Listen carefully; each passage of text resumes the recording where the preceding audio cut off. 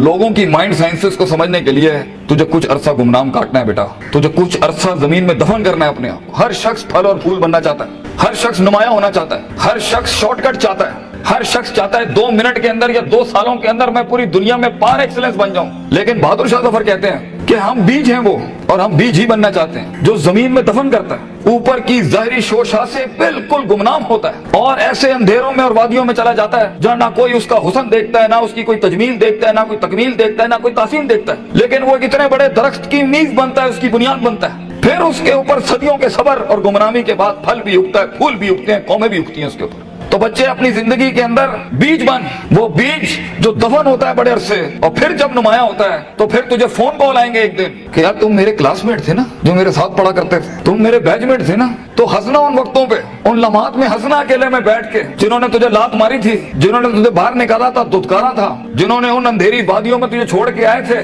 जब तू तरस रहा था कि तुझे सिर्फ थोड़ा सा एक पेज पढ़ा दें, तेरा एक छोटे से असाइनमेंट में हेल्प करते हैं, तेरी एक जॉब की हल्की सी सिफारिश करते हैं, अगले को कन्विंस करने के लिए एक फोन कॉल लगाते हैं, वही तेरे कदमों में ना हुए तो फोन करके तू मुझसे गिला कर ली, मेरा नाम मिटा दी, इंशाल्लाह ये लोग तेरे कदमों पे होंगे। लेकिन ये शुरुआत जो है इस विजन मैनेजमेंट की, जो ग्राइंड है, जो स्ट्रगल है, जो काट है, जो इसकी गरमाइश है, जो कलेजा और जो जिगर है इसके लिए, उसको बनाने के लिए अपने आप को यकीन, सबर, दवाम, इस्तकलाल, consistency, perseverance, determination, conviction, consciousness, perception, reason, rationality, forecasting and deeper dive, self discovery, self redemption, self augmentation, अपने अंदर झांकना, अपने आप को उन बीमारियों से आजाद कराना, लोगों की डिफाइंड करता तकब्बुरों से आजाद करना, बुग़्ज़, कीना, हसद, inferiority complex, time management, resource management, risk management, fear management, tactical analysis, strategic vision management, statistical data analysis, इन सब के बगैर ये ऊंट बांधना नहीं है तो फिर क्या है?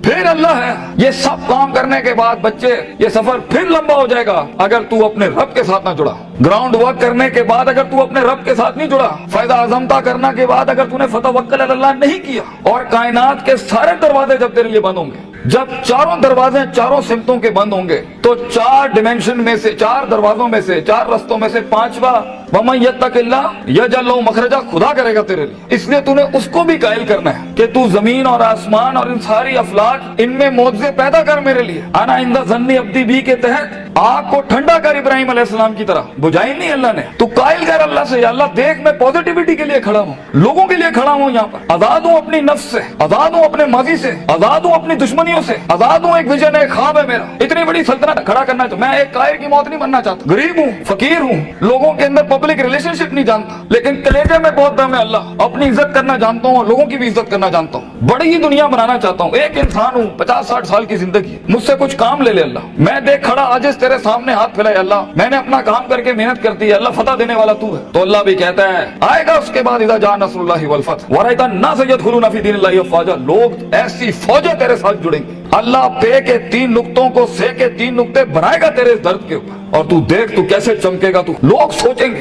कि ये तो आम सा शख्स था, हमारे बीच कोई हैसियत नहीं थी। लेकिन बेटा अगर इन वैल्यूज के बगैर, इन अकायद और नजरियात और अफकार और अकवाल के बगैर अगर आज तू अपनी इज्जत नहीं करता, और वक्त को जाया करना, उस्तादों का एहतराम नहीं करना, इंसानों की कदर नहीं करना, दोस्तों की कदर नहीं करना, बुरे वक्तों में जिन्होंने तेरा हाथ पकड़ा है तू उनके बुरे वक्तों में बेटा उनका हाथ पकड़ी हमेशा, तो ये शुरुआत बहुत मुश्किल है।